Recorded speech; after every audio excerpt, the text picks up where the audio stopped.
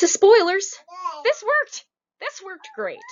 Alexander managed to take over large portions of the Eastern Mediterranean this way. Not just that, but then he decided that really his next logical step, since his father had extended hegemony into the Greek mainland, was to turn to the Persian Empire. And it was the time to do it. Greeks had long since been serving as professional mercenary units in the Persian Empire, and during their operations there, they realized that the Persian monarchy was in crisis, the Persian military hadn't really kept up with developments in the Mediterranean, and that the Persian Empire as a whole was vulnerable to attack. So Alexander was kind of in the right place at the right time, and he was also ludicrously lucky and also very good at taking advantage of his ludicrous luck and well-trained military. So what he does is he marches into the Persian Empire, first liberating Ionia. Not that Ionia asked him to, but, you know, Alexander's version of this involves liberation. So he marches through Ionia, then he takes a detour into Egypt, which was one of the more recent Persian acquisitions. So he takes over Egypt and the Levant, and then he begins marching down the royal road into the heart of the Persian Empire itself. He takes over Susa and Persepolis, he defeats the current Persian king, and sets himself up as the new king of Persia. More about that to come. He makes it all the way into India and Afghanistan before his troops are like, oh my god, we are done, we are so done, we are not doing this anymore, bring us home. So at this point, Alexander does go home, and he dies after a night of partying in Babylon at the age of, I think he was 33, he was youngish, thus leaving his newly acquired empire in chaos.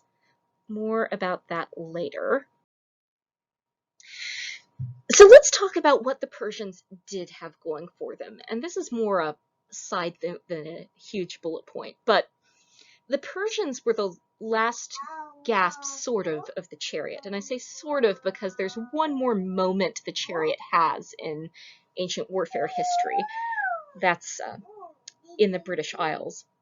But for the mainland, for the heartland of Chariot Central, the last evolution of military chariots were Persian scythed chariots, which are just what they sound like. These are chariots with scythed blades attached to the wheel axles, so that as the wheels turned, these blades also rotated, creating kind of a blender effect if you happen to get into the range. And that's what these were used for. These were anti-cavalry chariots. You would charge them at the horses in the cavalry, and you would try to get the blades in under the horse's legs, thus cutting the cavalry off at the knees and neutralizing them. So this was the thing that the Macedonian army had to encounter, really the Macedonian cavalry. It didn't work so great. Although the Persian king, I think this was Darius III at this point, did manage to get away from the decisive battle, only to die shortly afterwards. I think he was assassinated by his own people for reasons. As I said, a lot of this has to do with the Persian Empire's own political crisis. Right place, right time for Alexander. So here is a battles showing you a chronological breakdown of which battles happened where. It gives you a sense of how fast Alexander moved through the ex-Persian Empire. I'm not going to talk you through this too long, but it'll be in the study slides there for you to look at, so just spend some time with this, familiarize yourself with the overall timeline, like how many years it takes Alexander to conquer the entire Persian Empire, because damn. So another event that is going to be important later is the Battle of the Hydaspes River. And it's not so much the battle. The Hydaspes River is a branch of the Indus. So this is along the border, it's in modern-day Pakistan. And this was when Greek speakers first encountered the war elephant. This is a seminal moment in Mediterranean military history, because from this point forward, Greeks began to lust after elephants, because elephants were an upgrade to the cavalry in many respects. They allow more people to ride at once. They provide a mobile platform for artillery, which is what they seem to be used for. One of the things you do with Indian elephants in ancient warfare is that you attach a kind of portable fortification onto the back. The driver sits behind the elephant's head and drives, and then someone operates either an oxybulase or some kind of catapult from the back, or they throw javelins and sling bullets. So it creates a higher spot to fire down on people from the battlefield that can move around the battlefield on the back of the elephant. Elephants themselves are also weapons. Being stepped on them is unpleasant and squishy, very crunchy. And if you want to see, one of my favorite moments in film history in recent years is the Battle of the Pelennor Fields in Return of the King in the Lord of the Rings trilogy. They do a really good job with war elephants, and I love every moment of that battle sequence. It's even better in the book. Go read Lord of the Rings, guys. It's so good. But yes, at this moment, though, elephants are just a dream in the minds of Alexander's generals. But keep this in mind. This is going to be important when we move to Rome and Carthage. And elephants are just awesome. Oh yes, more elephant pictures. As I mentioned, elephants, Indian elephants, often fought with a mobile defensive platform on the back of the elephant. We have a couple different artistic depictions of these, but already Alexander is beginning to mint coins with these on them as soon as he sees them.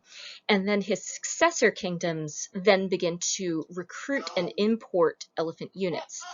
Now, the thing that makes it difficult to get elephants into the Mediterranean is that you can't just buy elephants. That's not how it works. Elephants will only fight in battle if they are fighting as a herd. So this means entire family units. Family units are led by one chief matriarch. So elephant herds are matriarchal. Bull elephants, however, walk on the outside and front edge of an elephant herd to defend the rest of the elephants in the group. And humans can only get elephants to cooperate in battle by being raised with the elephants. So elephant handlers grow up with the herds, they develop a bond with the herds, they develop enough trust that the elephants will follow them into combat and stay relatively calm. Elephants are much less willing to put up with your nonsense than are horses. And remember, even horses don't put up with unlimited nonsense unless they're CGI horses. Horses are not motorcycles. Similarly, elephants are not horses. Elephants have a tendency to panic and stampede at critical moments if their handler is killed or if they decide that they're going to nope out of the situation, which they often do because elephants are freaking smart. I love elephants. They're amazing. Highly underrated creatures, elephants. What this meant in practice then is that when you hired elephants, you hired an entire family of humans and elephants from their homeland. And in the early years, this meant immigrants from India, India and modern-day Pakistan. And large numbers of people from India immigrated to the Mediterranean. It is not a coincidence that about this time Pythagorean philosophy developed some innovations that look a lot like Hinduism, including a belief in reincarnation and transmigration of souls from animals to people and vice versa. This idea gets into Pythagorean Greek philosophy due in large part to increasing and stable trade contacts between India and the Mediterranean. This includes the wild silk trade. The silk available in the Mediterranean before you get to about 200 CE is imported from India, and it's got a different fiber structure than Chinese silk. With the Chinese Silk Road open and the Han Empire underway in the 200s, you start getting Chinese and Roman contacts, which is a fun time for the world. But before then, it was India. And there are enough Indian immigrant communities that we find in Pompeii. There's a suburb where there are statues of Indian gods, including one famous ivory one of Lakshmi. and there are communities where people seem to be carrying on with Indian language and custom and religion and so forth. So there are little India neighborhoods spread all over the ancient Mediterranean. So my point here is, when you think of the ancient Mediterranean after the Hellenistic period, so after about 300 BCE, you should be imagining people from India there and people who are following Hinduism. They're just another part of the Mediterranean melting pot here. And it doesn't stop with India, because after a while, people begin to realize that they need to find some alternative sources of elephants, especially after the Seleucids. More about them in a bit. But the Greek-speaking peoples who take over the part of Alexander's empire in the Near East and the Levant, they have a chokehold on the trade routes to India, so they can dominate the Indian elephant trade. And depending on how good diplomatic relations are, the Ptolemies in Egypt can get them sometimes, but not always. So they start looking for alternative elephant sources, and it's nice because they're on the Nile, so they can go downriver to sub-Saharan Africa. But what they also start doing is trading across the Atlas Mountains via the Phoenician colonies in Carthage and the Western Mediterranean and North Atlantic, or rather South Atlantic, because we're talking about the African coast. So you start getting immigrant groups coming across the mountains from sub-Saharan Africa into the Mediterranean.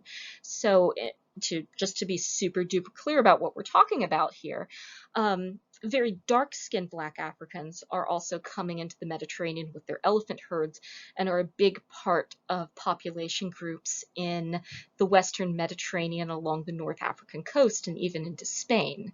So as diverse as the Mediterranean was going into this period, we see a massive uptick that has everything to do with trade in general, but specifically the elephant trade, due to the fact that elephants have to come with their people. Which is super cool, isn't it? I think that's really cool. But also, Hollywood, get on that. Anyway, so here's one more battle elephant showing the less exciting feature of elephant warfare in the Hellenistic period. I mentioned that you take an entire elephant herd into battle. This means entire families of elephants are going into battle. In fact, one of the ways that you motivate your elephants to fight is that you bring mothers with their baby elephants into combat, which is what's going on here. This is a dish showing the army of Pyrrhus, who was king of Epirus. More about him when we get to Rome. Epirus is in the area that's now Serbia and Croatia, so it's north of the Greek mainland along the Italy-facing coast. Sometimes you'll hear it called the Dalmatian coast, that area. And he had elephants that he managed to get from his in-laws in Egypt. And here they are. This is a mom elephant with her little baby elephant, and he's holding onto her tail because he's scared. Just, oh. Poor baby elephants. This is no place for a baby elephant. But I never said that ancient warfare was humane. Warfare is a pretty dangerous place for animals to be, but it's still a place where we use animal aid. Dogs, up until recently, cats were also a thing. If you ever want a fun day of Google holing, go down the naval cat list. Some very famous Navy cats that have some really great backstories, including, what's his name? It's this one guy who was unsinkable, who lived through several ships getting sunk. Great kitty. Very, very good boys. So the elephant trade dropped off as soon as there weren't enough large centralized powers to avoid importing elephants, because stable self-sustaining elephant populations in the Mediterranean, hi kitty, didn't work out so great. Elephants require specific circumstances to be happy, and it requires a huge budget to keep that pipeline of elephants coming, which is also why this created a constant stream of immigration, right? Because it's not just a one-time order your elephant herd and then you just breed your own elephants. Oh no, you had to continuously replenish the supply from the source. When we get into the late antique and medieval period, elephants were no longer available, but you're still in a world where people are reading texts with war elephants in them, including the Bible. Those of you who haven't read Maccabees yet, it's really a great read. Unfortunately, we can't do it for this class for time issues, but read First Maccabees sometime. It has some great elephant battle scenes in it, including one where a dude named Eleazar Maccabeus gets underneath of an elephant, spears it in the heart, and then the elephant dies on top of him, and he's squished, but he still kills the elephant. So let's pause for a minute to remember Eleazar Maccabeus. It still only counts as one, unfortunately. So medieval monks then had to draw war elephants, and they were very confused. They were like, okay, so it's like a pig, but it's bigger, but it's sort of like a horse, and it's got this nose thing. So like this, maybe? So here is one of many awkward medieval war elephant drawings. I love manuscript studies. This is from a manuscript of Maccabees, by the way. So a few more notes about Alexander the politician. One of the big open questions historians have about this period is, how did Alexander manage to conquer all this land so quickly and then keep it in Macedonian hands? Because, as you guys are very aware, just because you win a war doesn't mean you get to hold on to territory. Insurgencies happen, people generally don't like being conquered. It takes a lot of money and resources to maintain your hold on conquered territories. It's tricky. And Alexander died young, so he didn't have all this extra time to go about cementing his power base, yet somehow these kingdoms continue on to have an afterlife. And he did it through politics, which is still a part of warfare. He kept the civil services of the places that he conquered in place. So that's step one. And this is an important pro tip. If at all possible, what you do is you keep most of the government and you just put yourself at the top. So when he was in Egypt, Alexander had his name written using Egyptian hieroglyphs. Here it is. This is Alexander's name written in hieroglyphs in a cartouche, just like he's a regular pharaoh. And he participated in Egyptian religious rites. He did all the stuff a normal pharaoh would do. And when he died, the general who got Egypt, a guy named Ptolemy, kept on doing the stuff an Egyptian pharaoh should do.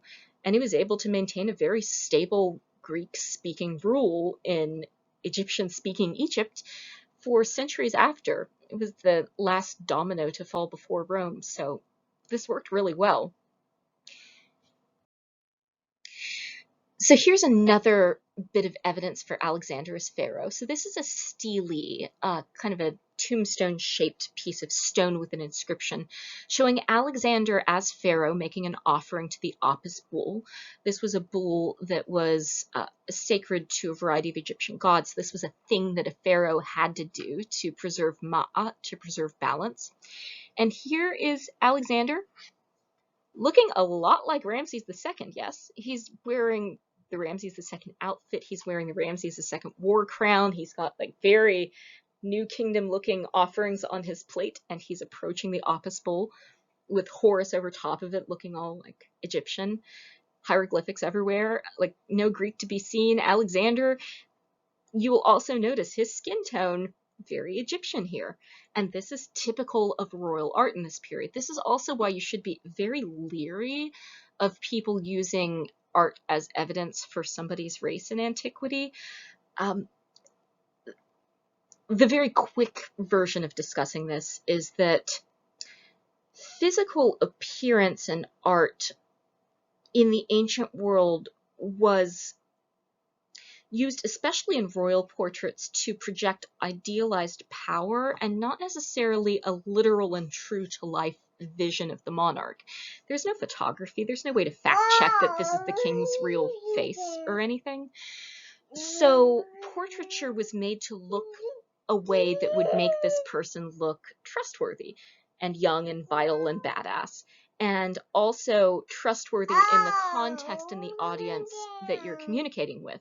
So for the Ptolemies look very Egypt when they're trying to look good for Egyptians, and then they're fitting Greek beauty standards when they're trying to look more Greek. So for Greek beauty standards, blonder hair was considered rare and therefore really pretty and sexy. So you'll see hair that's blonder than it might have been otherwise. Pale skin was a sign of upper socioeconomic status because you're inside more, you live a softer life, so you're not as suntanned. So that's what they're trying to communicate. They also used skin tone for gender. So they'd try to show women looking paler to make them look like they were inside more, they were more virtuous, whereas men, they get a little bit more tan, so they tend to be more bronzed. And this was the way beauty standards work. For them, this isn't a race marker necessarily. They did understand that heredity had something to do with race, or rather, heredity had something to do with physical appearance, but they didn't use it as their primary way of identifying and marking people in their racial hierarchies. They had other things they looked for, like language, religious background, customs, clothing, things that we consider very mutable, and passing was similarly a lot easier in these ancient contexts. So identity was a lot more fluid, and that's interesting to think with. It's not that there isn't ancient racism, it's just the rules are very different. And sometimes that can be interesting to look at as we're trying to unpick our own racist training and upbringing and history and tendencies. I think it's cool. Anyway. So here Alexander is doing the same thing in Babylon that he was just doing in Egypt. This is a cuneiform inscription announcing Alexander's death. And this is something that his successor, who was going to take over in Babylon, used to make sure that even though Alexander was dead, the Babylonians still saw him. By now we're talking about Antiochus later. I think, no, this is Seleucus, and Antiochus is taking the Levant at this point. But at any rate, Seleucus is trying to make sure that Babylon realizes that even though Alexander is dead, his successors are still in control and not to revolt and everything by using cuneiform. And it works, kind of, for a while. So here Alexander is back home in Macedon. So this is one of his coins minted in Macedonia, where he is looking very different than he did in his Egyptian portraits, also very different than he does in Babylon. He's looking very Greek. He's dressed up like Heracles. He's got his lion skin on his head. So he's using the myth of Heracles, whose hero gig was he went out into places where Greek speakers don't live and he beats them up for the glory of Greece. And that's what Alexander's trying to trigger with this portrait. He's saying, hey guys, look, I'm like Heracles. I went out into barbarian lands and I beat up some barbarians, and now I'm the king of them, like Hercules. Yay. And then on the back, he's got a picture of Zeus with his eagle looking all like, and his name, Alexandros, is what that says in Greek. So here again, he's going for Greek beauty standards. We have no idea if he actually looked like this. His biographers say he was really cute, but his biographers are writing many years after he lived, so whether he was actually cute or not is a little debatable, but I mean, he looks cute on this coin, I guess. I'm really not a good judge. Nice nose, though.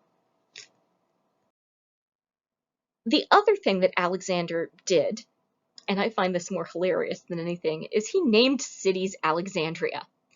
These are several of the many Alexandrias that Alexander either founded or renamed. You'll notice that a lot of them are deep, deep into Persian territory. That's not a coincidence.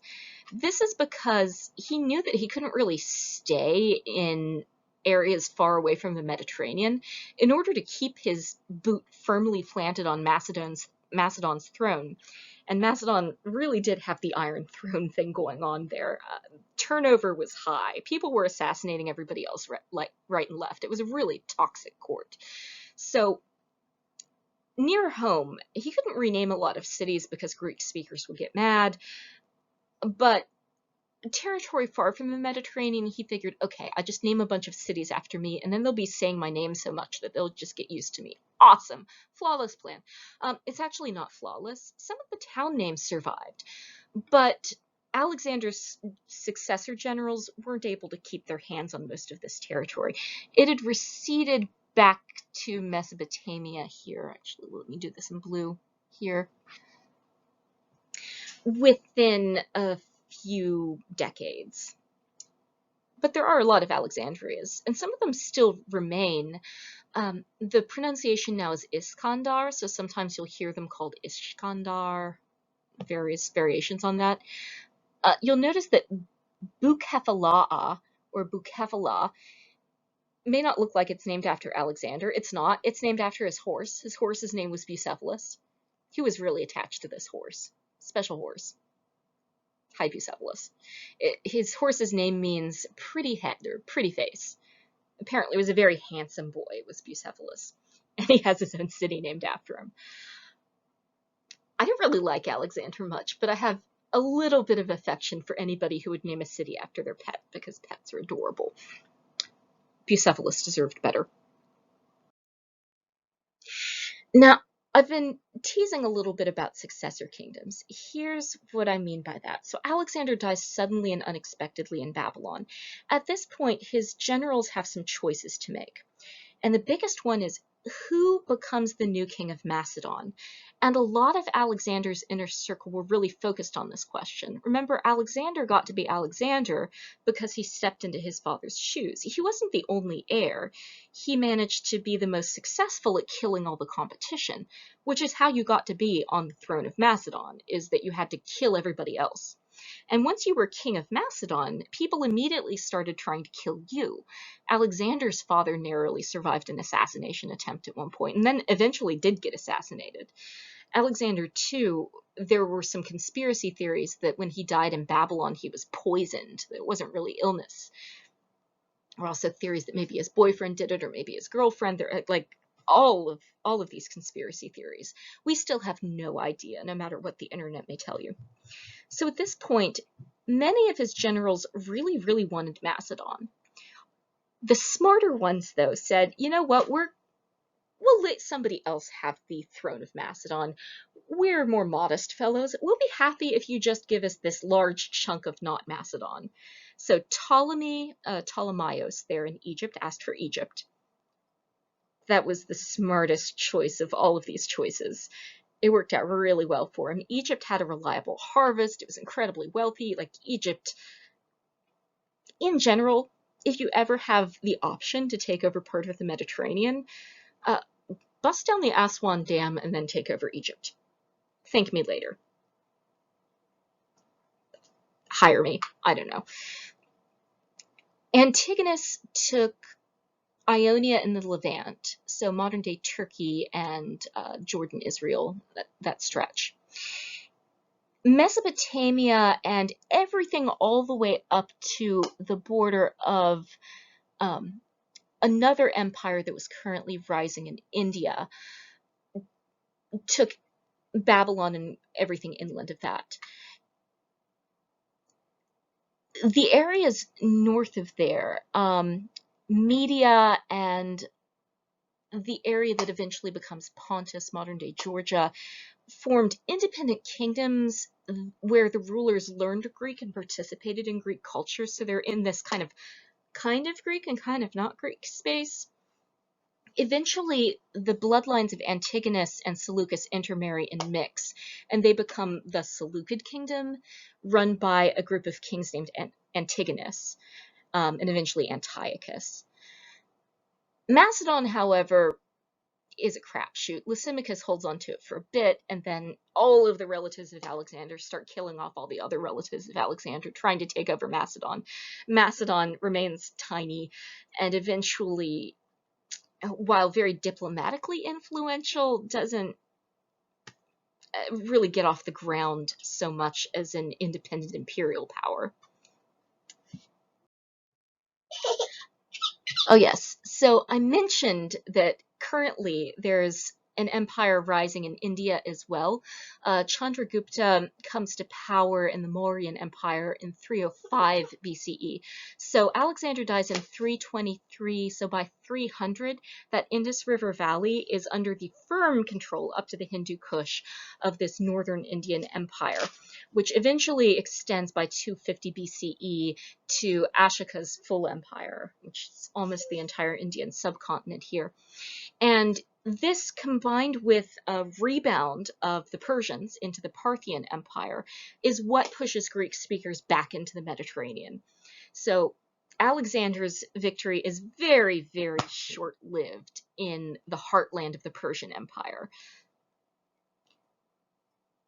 But it works really well for places with Mediterranean seafront. And that makes sense because Alexander's empire is Mediterranean focused. That's the center of their universe. But keep in mind, it's not the center of everybody else's universe. There's a whole rest of the world out there that is inextricably linked with the Mediterranean from this period on out. So the Mauryan Empire continues to trade regularly via the Parthians and the sea routes into the Red Sea and Arabian Peninsula with the Mediterranean. And the Persians, meanwhile, form a powerful buffer state that eventually becomes part of the Silk Road. The Parthians are doing fine from here on out. Rome tries to get a hold of them several times. It never ends well. My advice, if you're Roman, leave Parthia alone. It's a bad life choice.